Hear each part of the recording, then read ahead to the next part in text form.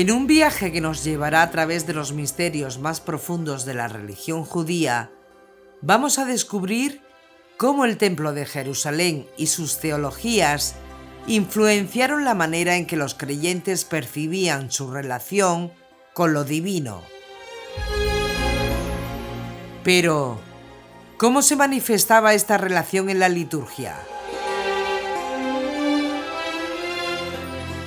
¿Cómo estos textos moldearon las creencias y prácticas de los creyentes? ¿Qué lugar ocupa la idea del templo en la imaginación religiosa de la época y cómo se refleja en estos textos? ¿Cómo los creyentes vieron su papel en esta realidad divina? ¿Qué representa el sello en la frente y cómo afecta la percepción del creyente de su identidad y papel en el mundo? ¿Qué implicaciones tiene la idea de la democratización del sacerdocio en la experiencia religiosa de los creyentes y cómo se relaciona con la naturaleza angelical?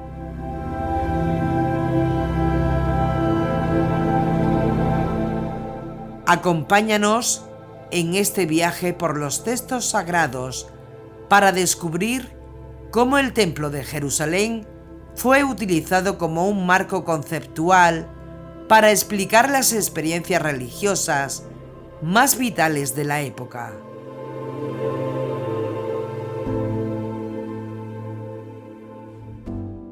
Juntos exploraremos un universo de misterios que nos lleva desde el corazón de la antigua Jerusalén hasta los confines de la experiencia humana con Dios.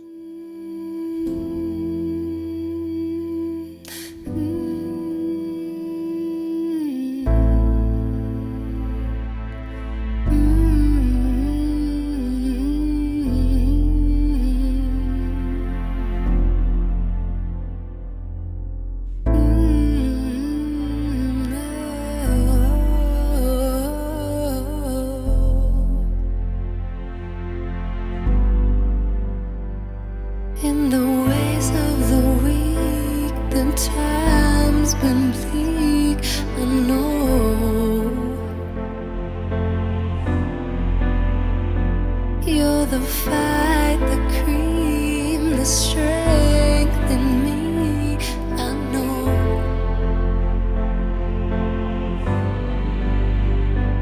And you're driving me crazy.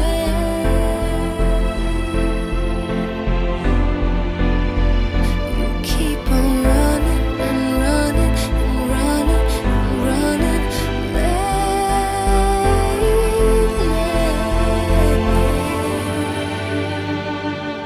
Slow down, you go too fast now. I'm telling slow down, I can't keep up, love. Your heart is shrinking faster, and baby, there's no laughter coming out of your mouth, out of your soul, out of your soul.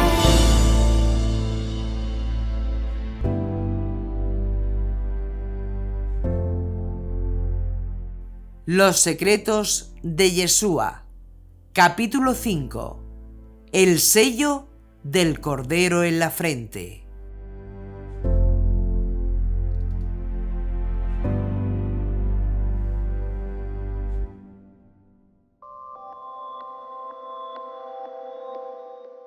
Después tuve una visión.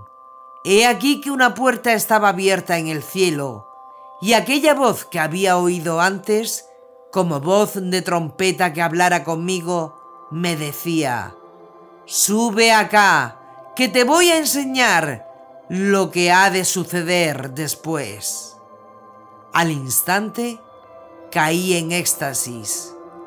Vi que un trono estaba erigido en el cielo y uno sentado en el trono. El que estaba sentado era de aspecto semejante al jaspe y a la cornalina, y un arco iris alrededor del trono de aspecto semejante a la esmeralda.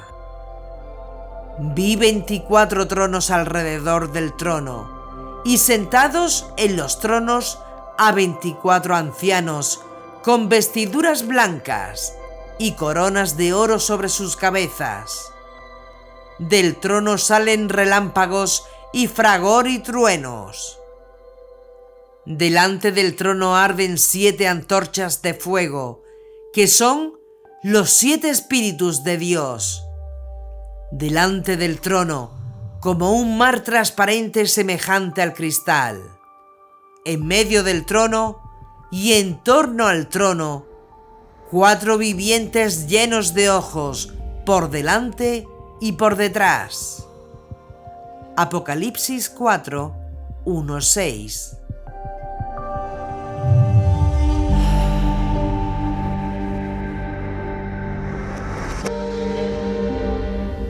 En la celebración litúrgica común, hombres y ángeles se unen en una liturgia celestial descrita en el Apocalipsis de Juan.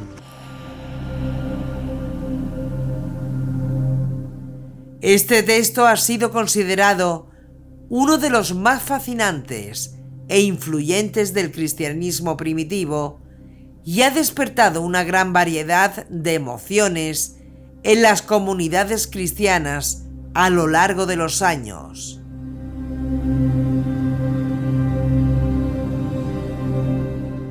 La segunda parte del libro se centra en el ascenso del protagonista a los cielos, donde se le revelan los acontecimientos finales de la historia.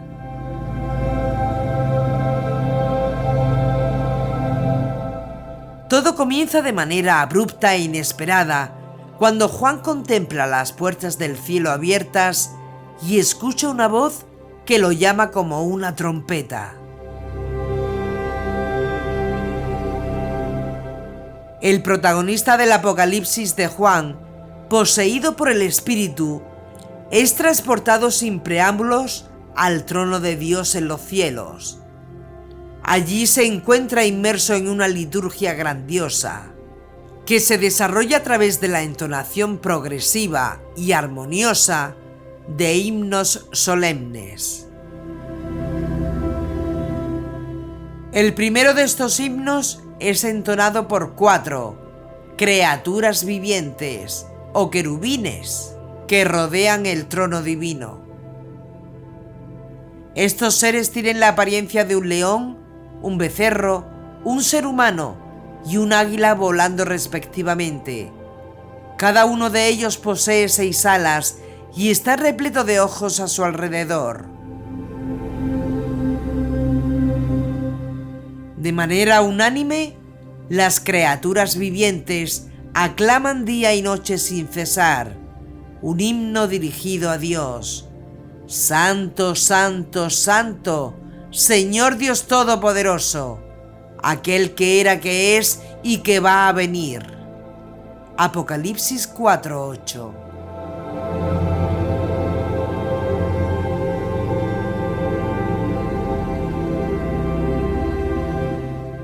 En un ritmo litúrgico coordinado y solemne, cada vez que los querubines entonan su himno, 24 ancianos ubicados justo fuera del círculo se postran, arrojan sus coronas de oro y entonan a gran voz otro himno a Dios. Eres digno, Señor y Dios nuestro, de recibir la gloria, el honor y el poder, porque tú has creado el universo. Por tu voluntad no existía y fue creado.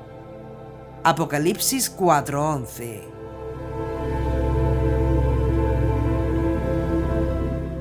Es importante destacar que estos mismos ancianos portan arpas y copas de oro llenas de incienso, identificándose con la oración de los santos. De esta manera, la representación litúrgica y el espacio se van extendiendo desde el trono hacia la periferia, creando una atmósfera cada vez más solemne y sobrecogedora.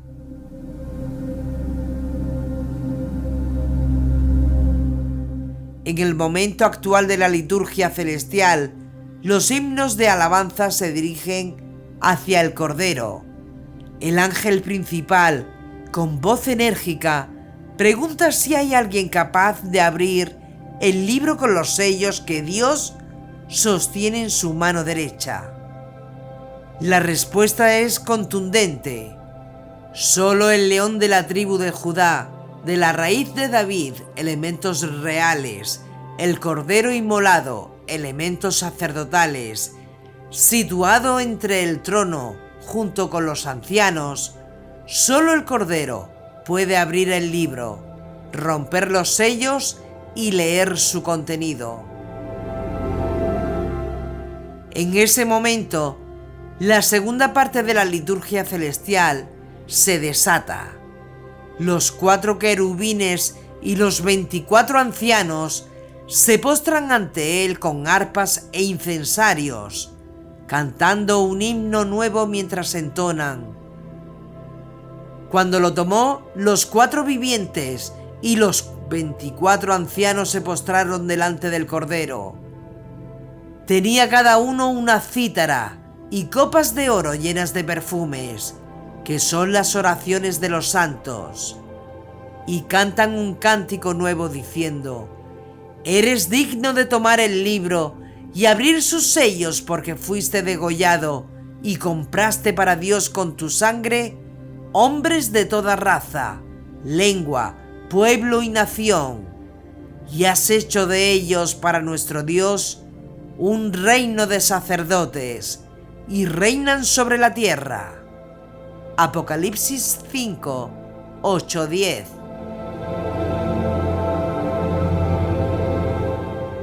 En un espectáculo celestial de proporciones inmensas, la liturgia sigue expandiéndose más allá del círculo de los querubines y los 24 ancianos, hacia un mar de millones de ángeles que rodean el trono de Dios.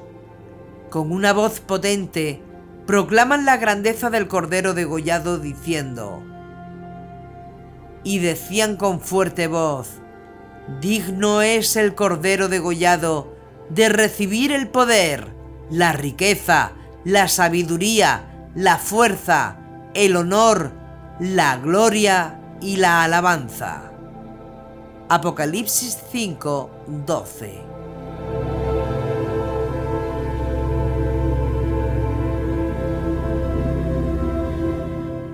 La solemnidad de la liturgia continúa creciendo mientras se extiende desde el centro del santuario hasta la periferia de la creación. La magnitud de la adoración no conoce límites, y toda la creación se une en un coro celestial para alabar a Dios y al Cordero. Y toda criatura del cielo, de la tierra, de debajo de la tierra y del mar, y todo lo que hay en ellos, oí que respondían: Al que está sentado en el trono y al Cordero, alabanza, honor, gloria y potencia por los siglos de los siglos. Apocalipsis 5:13. En ese momento, los querubines se postran y exclaman: Amén, mientras que los 24 ancianos también adoran a Dios y al Cordero en una reverencia total.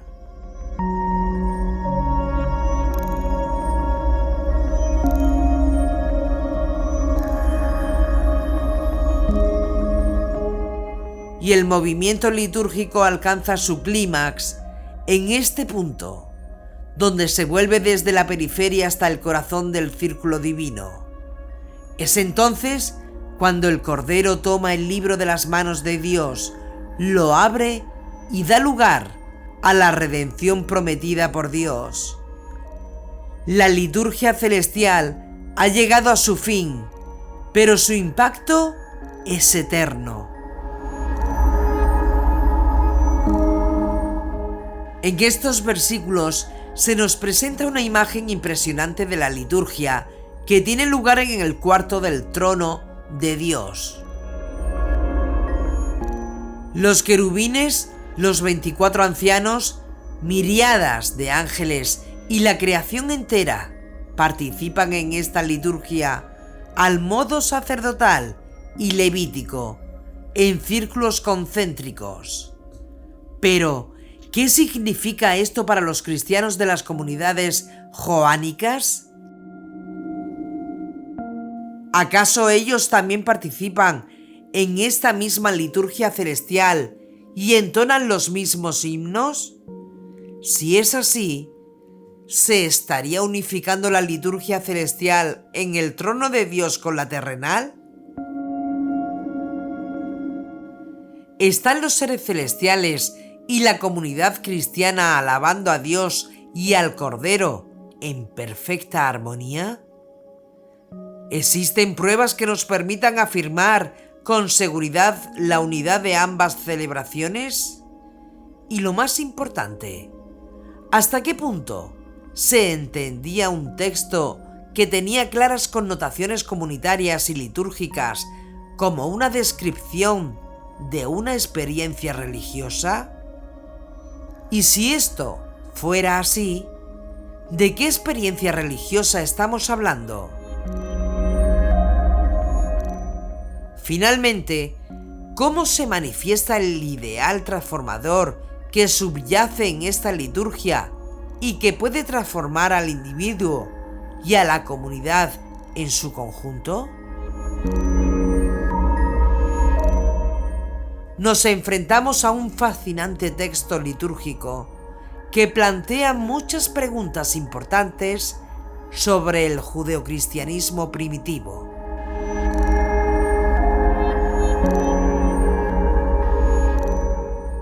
La ceremonia del Apocalipsis no se lleva a cabo en el templo celestial, sino en el cuarto del trono de Dios, donde Él escucha súplicas e imparte justicia. Presenta todas las características de una liturgia religiosa.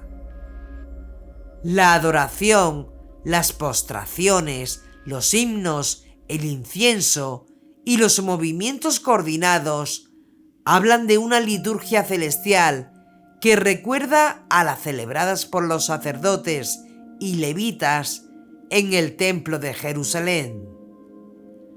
Por lo tanto, nos preguntamos si estas liturgias paralelas terrenales y celestes se fusionan en ocasiones, creando una única liturgia.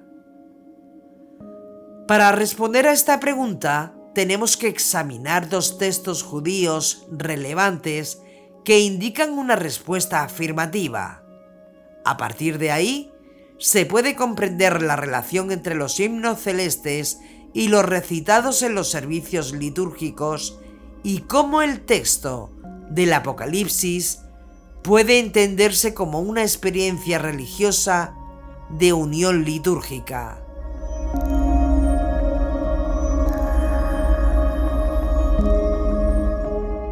En los servicios divinos que se realizaban en el santuario, los sacerdotes y levitas eran los principales funcionarios, investidos con una autoridad que emanaba de derechos hereditarios, la ausencia de defectos físicos y la observancia rigurosa de reglas de pureza. Conformaban una casta especial, santa y distinta, dotada de la responsabilidad de oficiar en el edificio del santuario, acercarse al altar para ofrecer sacrificios comunitarios e individuales, encender las lámparas, quemar el incienso y bendecir al pueblo.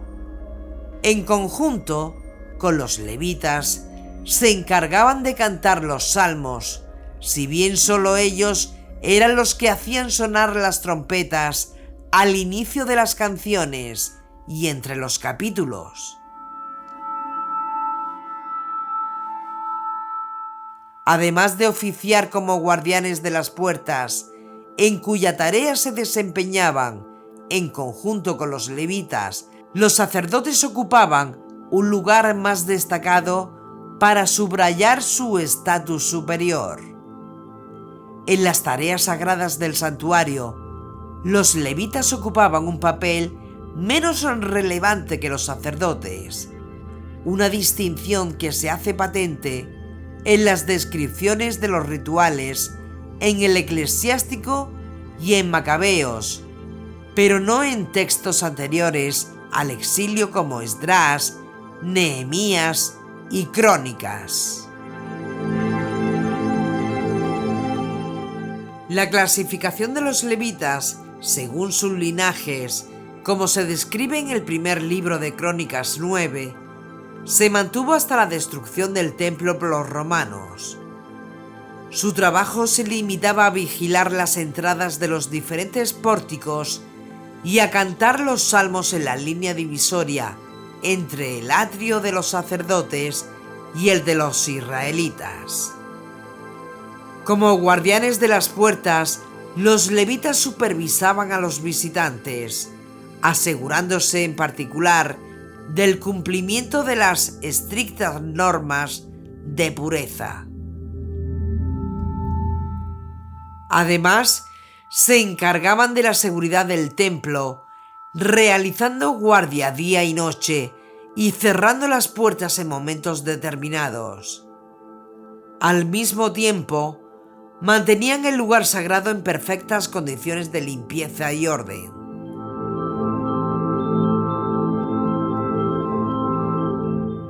En el santuario, la labor sagrada de los sacerdotes y levitas era considerada una representación terrenal de la liturgia celestial, según la cosmología en la que se basaba el templo como símbolo.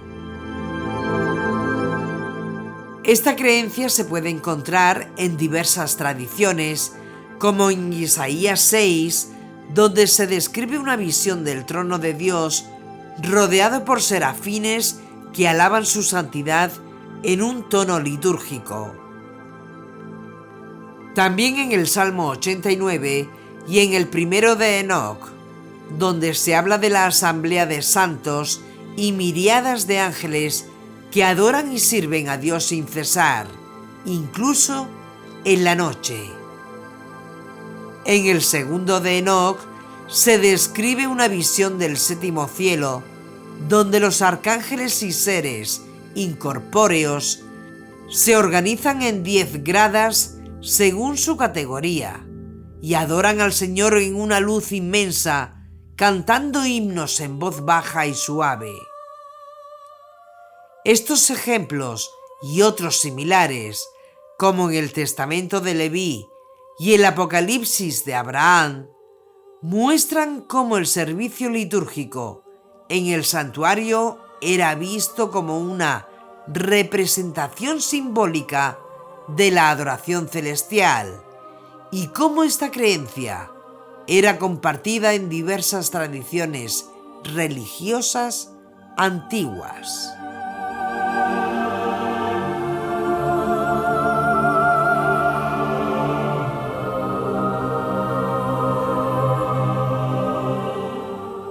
De acuerdo con la concepción metafísica subyacente, el servicio litúrgico en el Templo de Jerusalén era un reflejo del celestial y, como tal, requería una coordinación perfecta.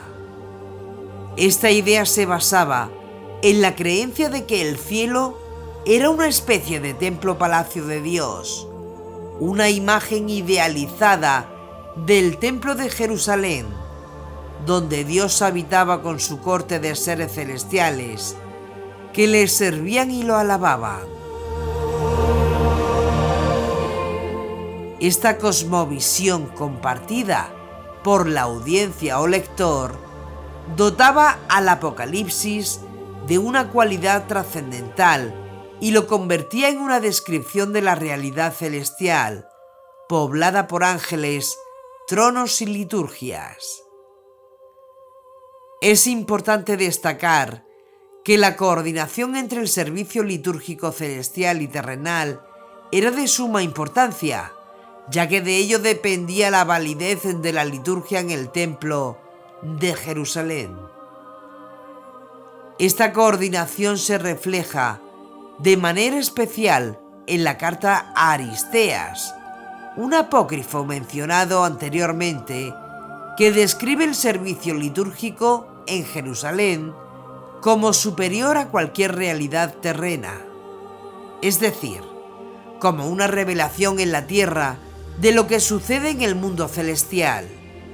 Por lo tanto, el autor enfatiza que lo más importante es contemplar la liturgia y que la respuesta más adecuada de los asistentes y participantes es el silencio.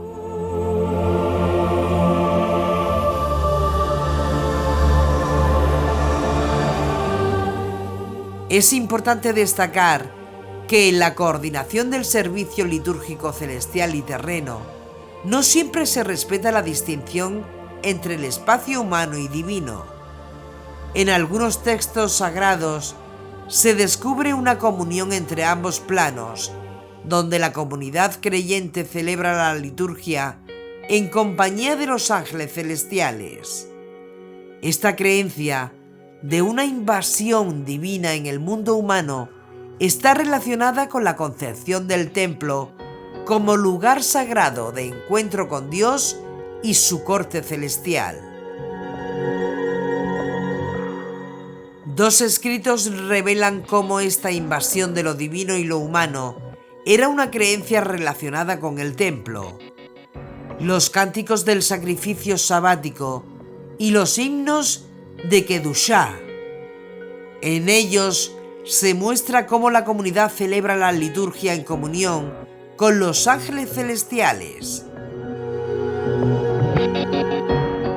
Este contexto es fundamental para entender la liturgia en el Apocalipsis de Juan, donde la coordinación entre el servicio litúrgico celestial y terreno se manifiesta de manera más clara. Dos textos judíos revelan cómo la liturgia terrenal y celestial se mezclaban en una experiencia religiosa colectiva que trascendía lo ordinario. El primero de estos textos es conocido como Cánticos para el Sacrificio Sabático, el cual estaba destinado a ser usado por la comunidad del Qumran a través de un ciclo de 13 Shabbat. Su propósito era permitir que los miembros participaran en la liturgia celestial, acercándose al trono de Dios para alabarlo en compañía de los ángeles. Esto se debía a que la misma comunidad se consideraba como la manifestación tangible del templo celestial en la tierra. Para lograr esto, vivían con una estricta observancia de las prescripciones de pureza que regían en el templo de Jerusalén y seguían el calendario adecuado. De esta manera, se convertían en el verdadero templo al reflejar la liturgia celestial en la que también participaban. En los cánticos del sacrificio sabático se puede apreciar la profunda amalgama entre lo divino y lo humano en una misma celebración. Por ejemplo, los himnos 1, 6, 8 y posiblemente el 13 tienen como protagonistas a la comunidad de Qumran, vista como la humanidad transformada en la presencia de los ángeles. En el himno sexto de la liturgia se mencionan 7 príncipes principales que adoran a Dios de diversas maneras.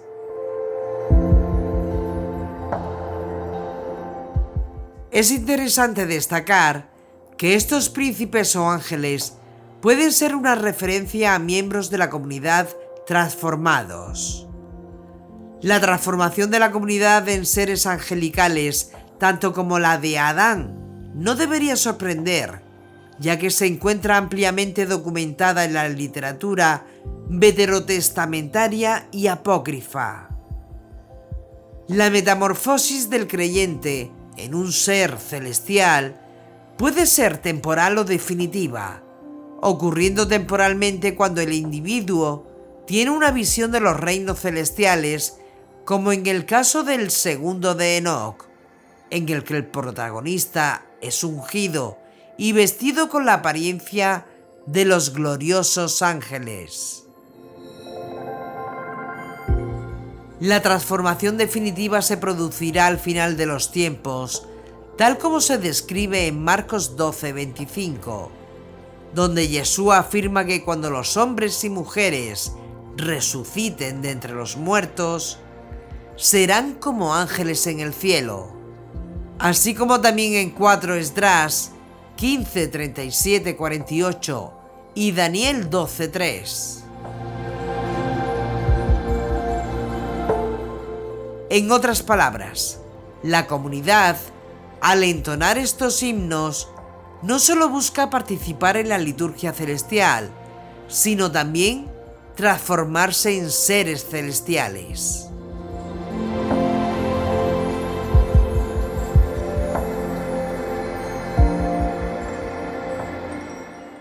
La culminación de esta experiencia se manifiesta en la unión de la estructura física del templo celestial con los ángeles y los miembros del Qumran en alabanza a Dios. En el séptimo canto se puede leer cómo las bases del Santo de los Santos, los pilares de soporte del firmamento más elevado y todos los ángulos de su edificio, todas sus vigas y paredes, toda su forma, la obra de su estructura, cantan al Dios que es terrible en poder. La comunión entre lo celestial y lo terrenal no puede realizarse de manera más completa. La comunidad acepta la realidad metafísica del templo, construido no con piedras o maderas, sino de sustancias espirituales.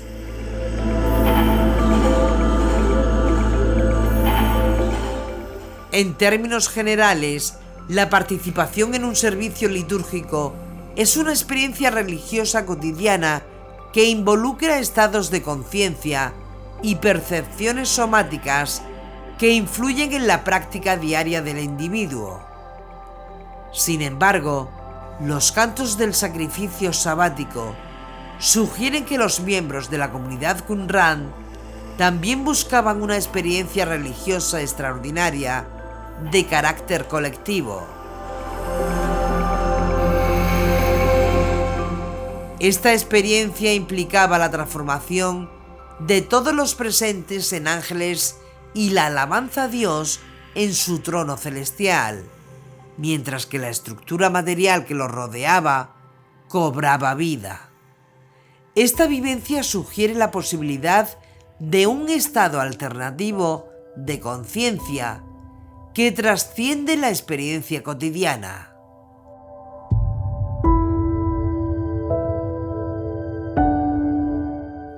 Es importante destacar que el ideal transformador de esta experiencia va más allá de la adopción de la naturaleza angelical y se dirige a la unión o fusión con lo trascendente, lo que eventualmente lleva a la difusión de la idea de persona.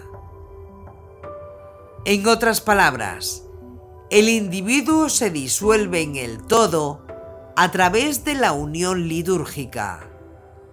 Esto implica una visión mística y trascendental de la experiencia religiosa, que va más allá de lo que se experimenta en la vida diaria y se conecta con una realidad más allá de lo físico y lo tangible. Una vez más, se puede apreciar en el segundo texto cómo el templo como espacio simbólico actuaba como un medio para alcanzar una experiencia religiosa fuera de lo común durante la liturgia. De esta manera, las realidades celestiales y terrenales se fusionaban, permitiendo la unión litúrgica. Este segundo ejemplo, además, servirá para situar el texto del Apocalipsis que se está estudiando en su contexto adecuado.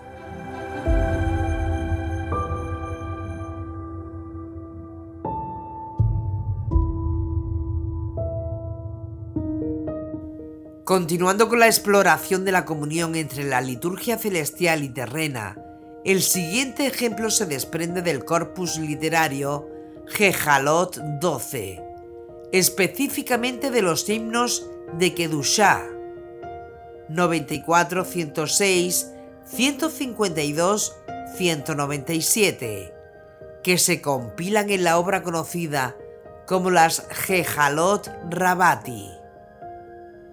En esta visión, el visionario se encuentra inmerso en la liturgia celestial y experimenta cómo Dios responde a las oraciones que le dedica el pueblo de Israel. Este encuentro divino implica una comunión de tal magnitud entre lo terreno y lo celestial que Dios mismo se emociona profundamente al escuchar los himnos y las oraciones cantadas por los hombres. Estos momentos se dan durante la oración matutina, la oración vespertina y en cada momento del día cuando el pueblo proclama «Santo», como indica Isaías.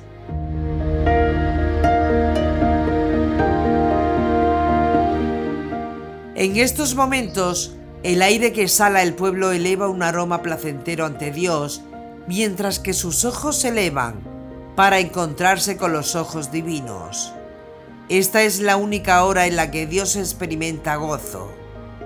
De hecho, cuando el pueblo proclama Santo 3 veces, Isaías 6:3, Dios se inclina sobre el rostro de Jacob, Israel, grabado en su trono, lo acaricia, lo besa, lo abraza y sus manos descansan sobre sus brazos.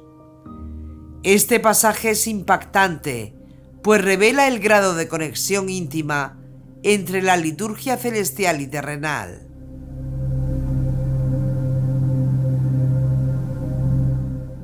Este texto destaca el papel sumiso y femenino de Israel, mientras que Dios es visto como el agente activo y masculino. En una expresión de amor apasionado, ambas liturgias, la terrenal, oraciones de los justos, y la celestial, se fusionan en una comunión sensual.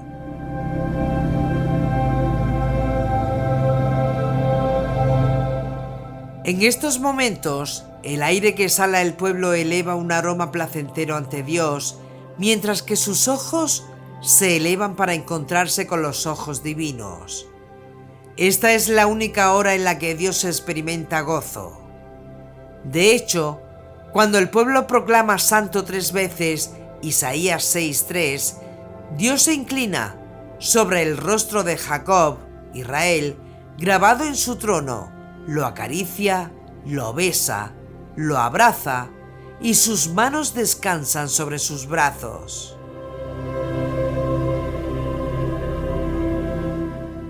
Este pasaje es impactante, pues revela el grado de conexión íntima entre la liturgia celestial y terrenal.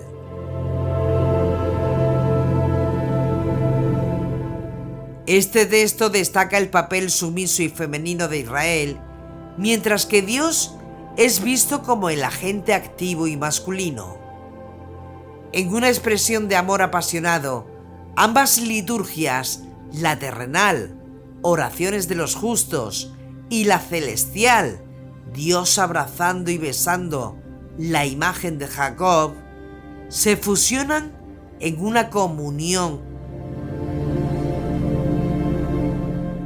Estos dos ejemplos ilustran cómo las creencias asociadas al templo como un lugar simbólico definen las realidades litúrgicas celestiales y terrenales como interactuando de manera íntima. Es preciso, por tanto, volver a plantear la pregunta central de este capítulo. de qué manera estos textos nos permiten profundizar en nuestra comprensión de la descripción litúrgica del Apocalipsis 4:5? El texto en Apocalipsis 4:5 describe una ceremonia celestial magnífica en la que participan diversas criaturas divinas, como los seres vivientes o querubines, los 24 ancianos, miles de ángeles y toda la creación. Se puede deducir que los himnos presentados en este texto posiblemente eran entonados en las ceremonias litúrgicas cristianas de manera coordinada con la liturgia celestial. Juntos, los querubines, los ancianos, los ángeles y la creación se unían a los fieles en alabanza a Dios y al Cordero.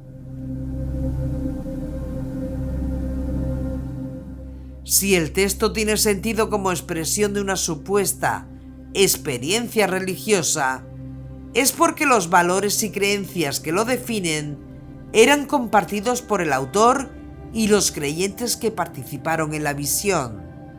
Pero, ¿a qué experiencia religiosa podría hacer referencia el texto? Aunque no existen testimonios directos de las repercusiones que esta experiencia pudo haber tenido en la comunidad, es posible considerar que esta debió haber sido una experiencia religiosa diaria, similar a nuestras liturgias, que en algunos casos pudo haberse convertido en algo excepcional. En este caso, se trataría de la llamada unión litúrgica, término acuñado por Peter Schaeffer, que describe la experiencia religiosa vivida en el contexto de una liturgia grupal, coordinada y rítmica.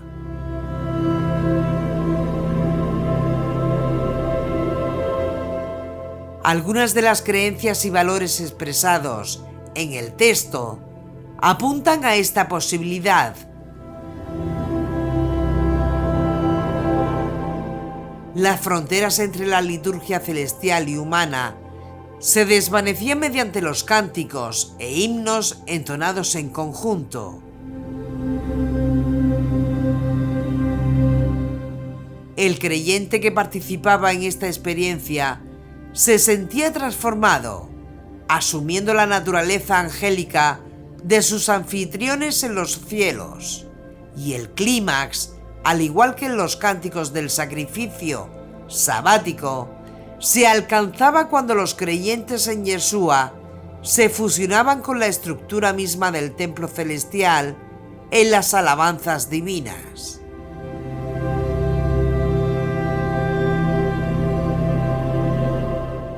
Según las creencias y valores descritos en el Apocalipsis 4:5, el creyente en Yeshua es transformado en rey y sacerdote en la sala del trono celestial, tal como se indica en Apocalipsis 5:10 y 26. Esta transformación sacerdotal y angelical del creyente también se manifiesta en el sello que cada uno lleva en la frente con el nombre del Cordero. Llevar el nombre del Cordero en la frente es una promesa que se encuentra en Deuteronomio 6:8 y también hace referencia al nombre divino que lleva el sumo sacerdote en su corona. Los mismos ángeles se refieren a los creyentes como los santos, como se indica en Apocalipsis 5:8, 8:3 y 11:8, lo que sugiere la naturaleza angelical del creyente.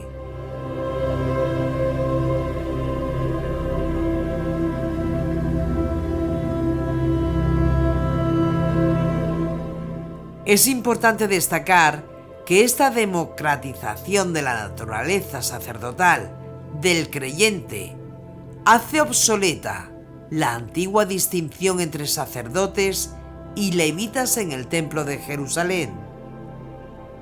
Si el creyente percibía efectivamente esta experiencia durante la liturgia, entonces estamos frente a una descripción de una experiencia religiosa extraordinaria. La experiencia religiosa de la unión litúrgica, presente en el texto del Apocalipsis y en los cánticos del sacrificio sabático, transforma al creyente en un templo vivo de Dios. Tal como se promete en Apocalipsis 3:10, el creyente en Yeshua puede llegar a ser columna en el templo de mi Dios. De esta manera, la realidad humana y celestial se fusionan en una misma realidad, donde el creyente se convierte en un templo habitado por la divinidad y todo el universo entona cánticos de alabanza.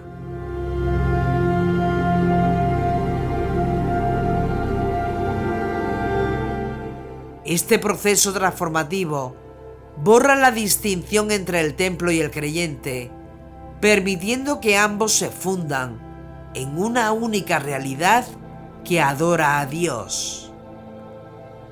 Es de gran importancia destacar cómo la noción de templo, vista como una construcción imaginaria, puede ayudarnos a interpretar ciertos textos judíos como manifestaciones de experiencias religiosas para los creyentes.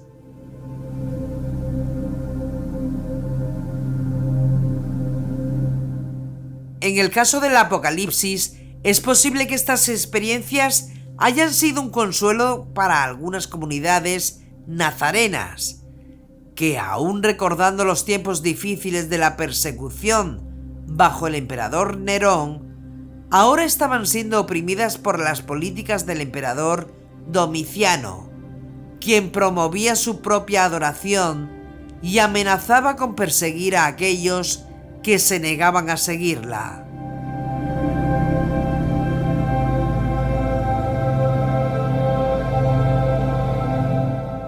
Textos como los del Apocalipsis 4:5 pueden haberse convertido en refugios seguros para aquellos que se encontraban en los márgenes de la sociedad y la política. La importancia radica en cómo la imagen del templo de Jerusalén se presenta como una matriz que utiliza y explica las vivencias más enriquecedoras de los creyentes judíos según el imaginario de la época. La unión litúrgica presente en el Apocalipsis 4:5 es un ejemplo muy ilustrativo de ello, aunque no el único. Otro texto significativo para los creyentes en Yeshua de la escuela gnóstica valentiniana es la cámara nupcial del Evangelio de Felipe, el cual también se vale de las teologías del templo para definir un texto como expresión de una experiencia religiosa.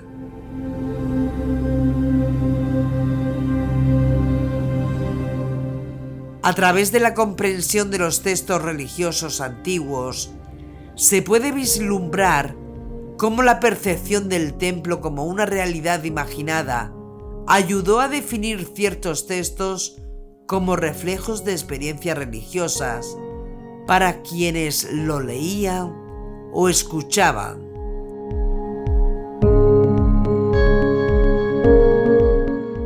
La unión litúrgica presente en el Apocalipsis 4:5 muestra cómo el creyente en Yeshua, al modo de los ángeles, se convierte en rey y sacerdote en la habitación del trono celestial y se manifiesta en el sello que cada uno lleva en la frente con el nombre del Cordero.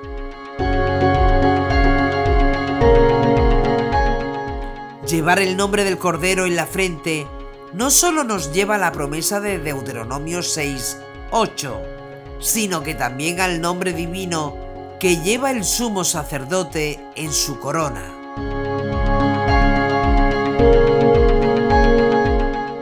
Esta transformación sacerdotal, angelical, del creyente, también se refleja en la percepción del templo como una realidad que diluye la distinción entre el templo y el creyente en una misma realidad que alaba a Dios.